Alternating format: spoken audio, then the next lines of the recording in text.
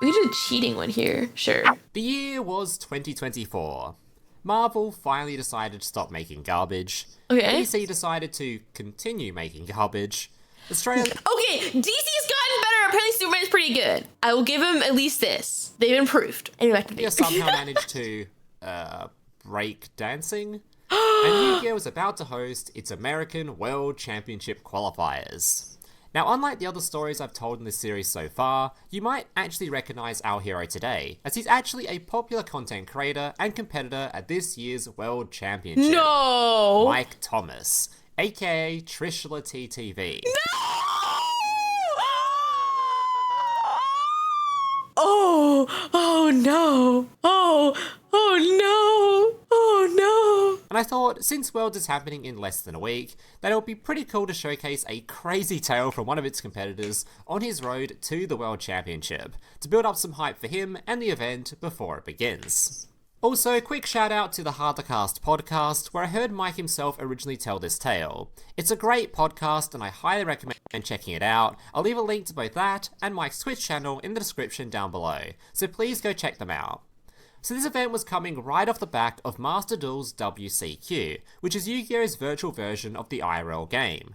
And tragically, Mike placed third in this event, missing out on qualifying by just one singular position, and less than 200 points the difference. That's rough. It's safe to say, he was feeling a little bit down. But there was still hope, as although Master Duel was no longer an option, there was still one final opportunity to qualify to Worlds, through the TCG itself, at the American WCQ. For this event, Mike was not messing around, and decided to bring the best deck of the format, Snake Eye. Now this is normally the point in the video where I give people who don't play Yu-Gi-Oh! A little bit of a rundown on what the deck does and what its gimmicks are, but in the case of Snake Eye... Okay, I'm gonna be real. I've played the deck before, and I still fucking have no idea what this deck does. This deck does everything. You can literally tell me it washes my clothes for me and does my taxes, and I'd believe you. You can literally say it does anything, and I'd believe you. Like, I know it puts guys in back row, and that's about the extent of all I can tell you what this fucking deck does. Yeah, this deck into your 401k for you. That's fucking crazy. It's best described as a load of complete bullshit that does just about everything. True! So we're just gonna skip that part.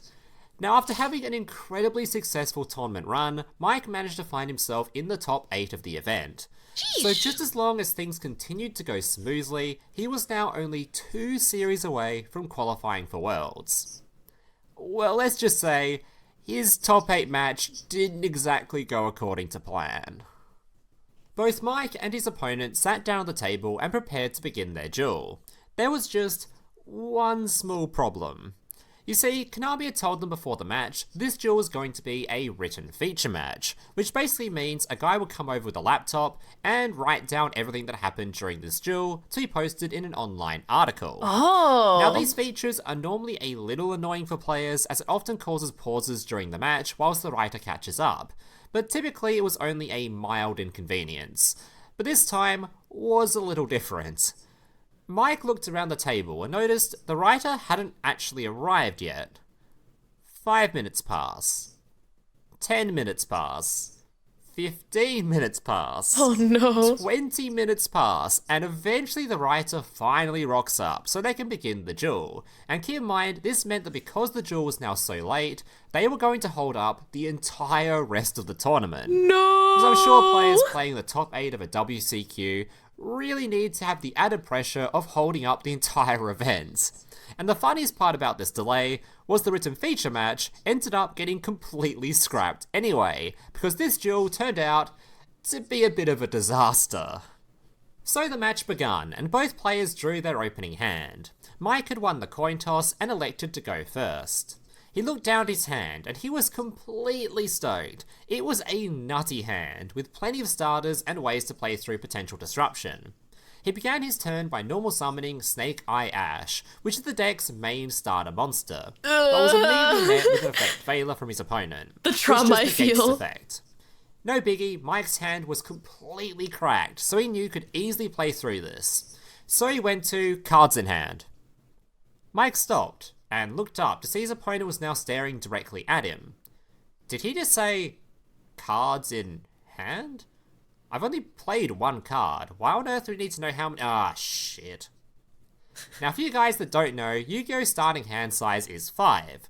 So you can imagine the surprise on Mike's face when he looked down at his hand and noticed 5 cards.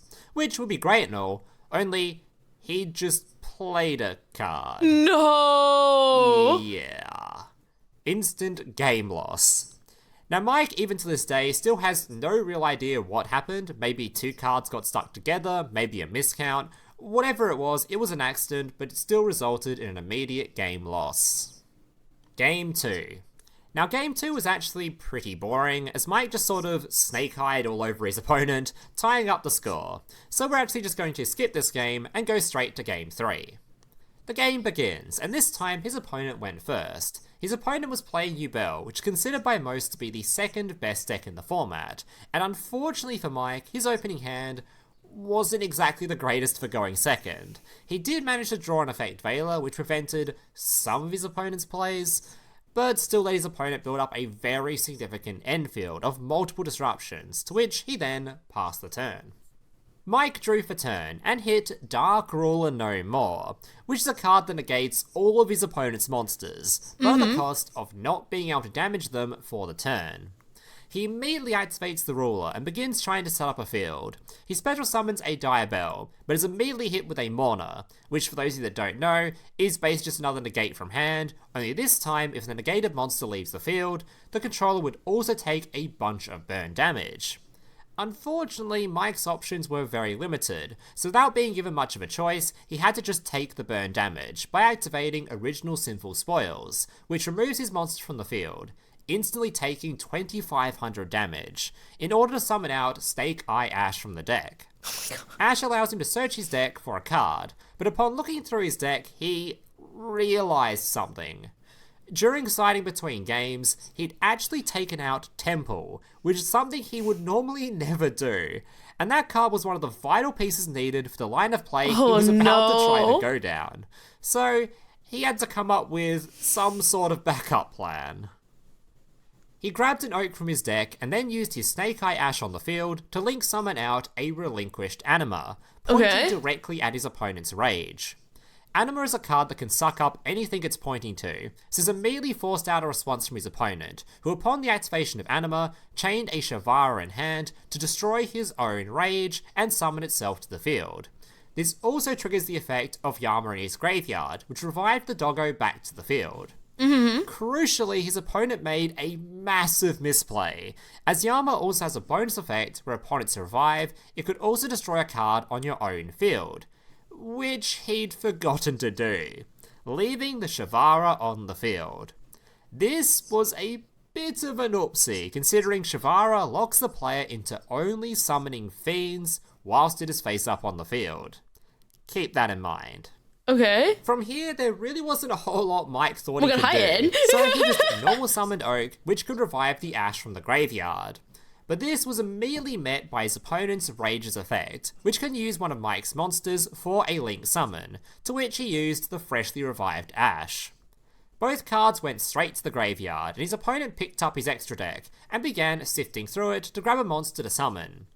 But at this moment, the sifting began slowly coming to a halt, as his opponent's head turned towards his own field.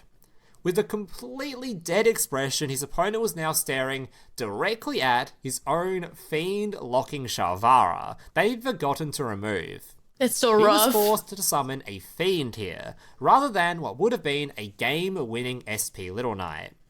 He reluctantly places a fiend monster on the field that does quite literally a whole lot of nothing. Motherfucker might go, this meant though. Mike had a small glimmer of hope, as he was able to make a small resemblance of an end field before passing the turn.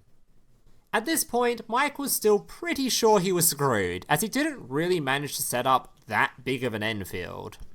But something strange was happening. His opponent normal summoned a monster, and then just stopped for a while. okay, bit weird, but Mike thought it's top 8, maybe this guy just doesn't want to misplay or make a mistake, maybe he's just taking a while to plan out his turn. A few more moments go by and he's still just sitting there. At this point, people around the room were all just glaring at him confused. He finally picks up his extra deck and began sifting through it. Sort of. Mike looked over and noticed something. Cards in extra? To which his opponent responded, 3. What? Yeah, I think we've spotted the problem. As soon as his opponent said that, the judge of the match immediately started death glaring him. It was clear this man wasn't just thinking of a play, he basically had no play, as he was almost out of cards to summon. The death glare triggered his opponent to finally start playing the game, to which he summoned out an SP, banished a card, and that was about it.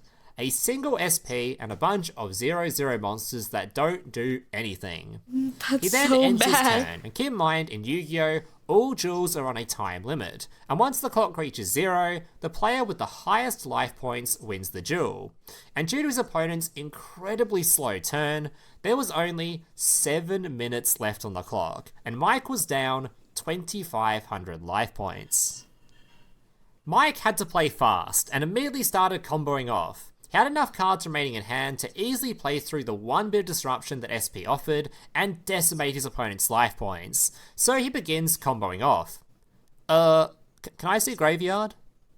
His opponent, now looking a little distraught, now began asking some interesting questions.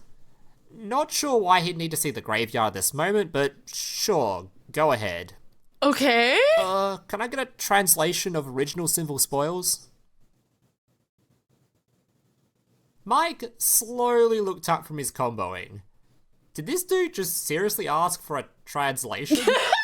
At this point, the judge was giving him a mega death glare and responded, no. Trish then continued playing, but after every single card he played, his opponent would stop him to declare that he was thinking.